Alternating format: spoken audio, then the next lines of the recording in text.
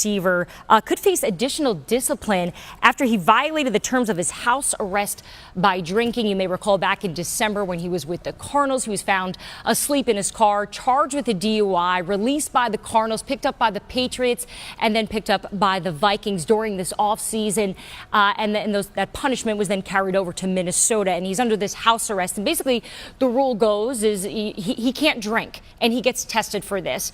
And now really the question is going to be, is he going to face more discipline here? Dan, do you know any more about this situation in terms of what he could face down the road? And generally, the condition of a house arrest is if you violate it, then you're at risk of going back to jail. He served 24 days in jail earlier this year as a result of last December's arrest. So that's his biggest issue right now. That hearing is set for about a week and a half from now, June 26th. And obviously that could affect his playing status, his contract status with the Vikings, who signed him knowing he likely faced league discipline as a result of last December's arrest. That discipline has not yet been imposed by the league, but obviously this latest, if this is a legitimate advancement of the story or a backtracking of the story, he would face additional league discipline beyond what they were already going to do to him. You know, I look at this guy and look, alcohol is a disease, and I don't care how we want to cut it, but it's something where we see a young man with the utmost talent in Michael Floyd, and is it a deep threat and can do a lot of things on the football field. Minnesota Vikings take a chance, and I know Mike Zimmer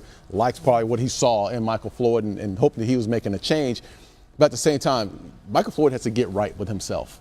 And that's where it starts. It doesn't start on the football field. It starts with Michael Floyd. They have to find a way to get him help and make sure he's right with himself. You know, the Vikings did release a statement saying, we are aware of the situation involving him. We're looking into it. We are gathering facts, and we'll withhold any further comment at this time. You know, guys, I spent some time with Arizona head coach Bruce Arians 2 weeks ago, and I actually was asking him about Michael Floyd, about that situation.